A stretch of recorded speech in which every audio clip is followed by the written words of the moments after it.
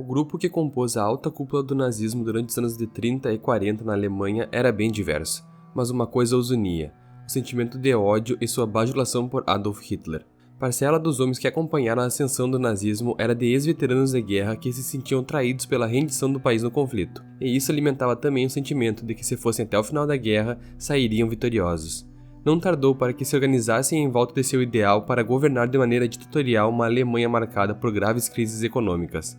Hoje você irá conhecer alguns dos homens que marcaram seu nome na história da política perversa aqui no Almanac da Web. Mas antes disso, não se esqueça de deixar o like no vídeo. Essa pequena ação que você toma ajuda muito a fazer com que o YouTube entenda que esse conteúdo é relevante e o distribui para mais pessoas. Os camaradas de Hitler. Rudolf Hess. Nascido em Alexandria, no Egito, Rudolf Hess era o braço direito de Hitler. O ex-combatente da Primeira Guerra Mundial participou da Sociedade de Thule, uma associação de estudos germânicos onde ideias nacionalistas e antissemitas eram difundidas entre os jovens membros, assim como estudos voltados à misticidade. Hess conheceu o futuro líder da Alemanha nazista ainda em 1920 e ficou encantado com a sua capacidade oratória. Passou a acreditar no projeto de um país grandioso comandado por Hitler. Hess entrou para o Partido Nazista e se transformou em uma das figuras mais leais às ideias de Hitler. Ingressou também na SA, uma milícia ligada ao partido que atuava com violência contra seus inimigos, e participou assim do fracassado Putsch da cervejaria, momento importante na história da Alemanha onde os policiais conseguiram evitar um golpe orquestrado pelo Partido Nazista, terminando com Hitler e Hess presos em Landsberg. Permaneceu sempre ao lado de Hitler, afirmava não possuir consciência, pois sua consciência era o próprio Hitler. Sua devoção à figura do Führer era tamanha que seu próprio filho foi batizado como Wolf, codinome utilizado pelo seu ídolo. Com a escalada do poder do nacionalsocialismo na década de 30, Hess obteve a patente de SS Obergruppenführer, equivalente a um general de artilharia. Mas não ficou muito tempo assim. Em 1933, Hitler nomeou ele para ser seu vice-Führer, cargo com o qual deu cadeira cativa para ele na elaboração das leis de Nuremberg, uma série de medidas restritivas à população judaica. Em 10 de maio de 1941, Hess protagonizou um dos episódios mais esquisitos da história mundial. A bordo do Messerschmitt Me-110, foi até a Escócia sozinho e pulou de paraquedas. A sua intenção era tentar negociar um acordo de paz com a Grã-Bretanha. Acordo esse que não havia sido autorizado por ninguém. Quando Hitler e Göring descobriram o ato, afirmaram que Hess já vinha sofrendo de perturbação mental. Rudolf Hess foi julgado pelos seus crimes contra a paz e recebeu a sentença de prisão perpétua no pós-guerra, durante o julgamento de Nuremberg. Ficou isolado do mundo e só voltou a ver sua família em 69. Depois de 46 anos preso, cometeu suicídio aos 93 anos. Hermann Göring talvez seja o segundo nazista mais influente da história. Sua capacidade de articulação com as elites foi de extrema importância para a ascensão de Adolf Hitler ao posto de chanceler, mas a sua história de fama começa na verdade na Primeira Guerra Mundial. Após a morte do Barão Vermelho, Göring tornou-se conhecido pelas suas façanhas, pela sua liderança e também por sua coragem. Ele havia recebido a mais alta distinção militar alemã, a Pour le Mérite, e também havia comandado o esquadrão do falecido Barão Vermelho. A derrota da Alemanha, no entanto, deixou um sentimento profundo de traição enraizado em sua mente. Após a guerra, voltou-se aos estudos de História e Economia em Munique, mas não tardou para que conhecesse Hitler em 1922 em um de seus discursos.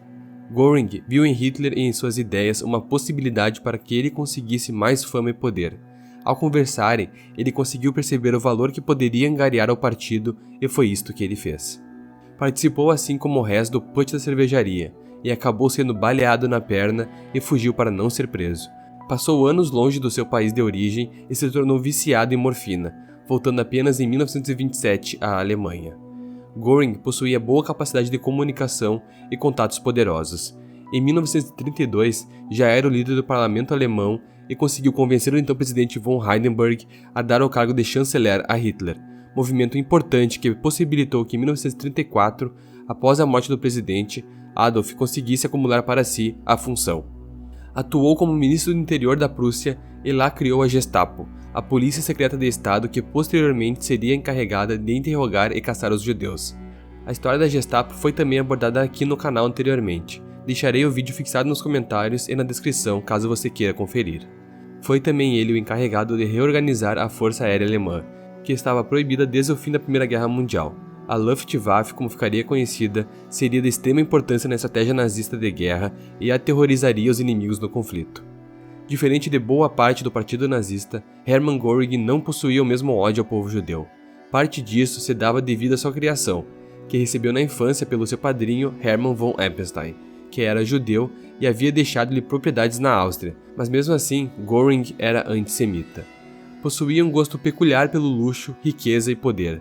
Gostava de expor suas medalhas e possuía um terno desenhado sob medida para cada cargo que ocupava.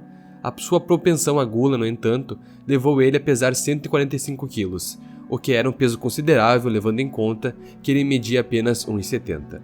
É evidente que ele teve um papel fundamental na guerra e na política interna, e assim que foi capturado pelos aliados no pós-guerra e condenado à forca, acabou se matando com uma cápsula de cianeto. Martin Bormann foi o secretário de Hitler durante boa parte do Terceiro Reich. Cuidava de assuntos pessoais do Führer, assim como da organização de seus bens. Bormann havia lutado na Primeira Guerra e atuado em grupos paramilitares após o conflito. Atuou na Freikorps e também na Front Band, sendo preso em 1922 não por sua participação no putsch de cervejaria, mas sim por ser acusado de envolvimento no assassinato do líder comunista da época. Entrou para o Partido Nazista apenas em 1927, liderando a região da Turíngia, e pouco depois comandando o Fundo de Ajuda do Partido, uma espécie de seguradora para membros da SA, SS e do próprio partido. Bormann era um mulherengo. Apesar de ser casado com Gerda e possuir com ela 11 filhos, mantinha relacionamentos extraconjugais com outras mulheres. Sua esposa, no entanto, não via problema nisso. Ela era ferrenha nazista, assim como o marido, e acreditava que as crianças racialmente puras deviam ser entregues ao Führer. Em 1933, Bormann tornou-se líder do Estado-Maior de Hesse, proporcionando a ele contato direto com Adolf Hitler, obtendo sua atenção e confiança. Acabou sendo encarregado da administração de bens pessoais do Führer, o que fazia com certo gosto. Em 1939, ele mandou construir o famoso Ninho da Águia, um chalé a quase 2.000 metros de altura. Após a loucura de Hess em se atirar de paraquedas na Escócia, Bormann foi nomeado chefe da chancelaria do partido e secretário particular de Hitler, aumentando seu poder consideravelmente. Sua influência deixava até mesmo Heinrich Himmler e Göring com medo. Após o suicídio de Hitler, Bormann tentou escapar, mas acabou sendo capturado pelos soviéticos. Muito se falava que ele havia fugido para a América do Sul ou que vivia em Moscou. Anos se passaram e apenas em 1972 foram achados seus esqueletos em um metrô a apenas 2 km do Führerbunker. Esse vídeo é um mega resumo do terror que alguns deles proporcionaram. Não me aprofundei em temas complexos por me focar apenas em listar os nomes das pessoas terríveis que compuseram o partido. Caso você queira saber um pouco mais sobre eles, escreva para mim nos comentários. Até lá, você pode assistir alguns vídeos sobre o nazismo aqui mesmo no canal. Deixei eles listados no primeiro comentário. Não se esqueça de curtir o vídeo e se inscrever no canal. Muito obrigado e até logo.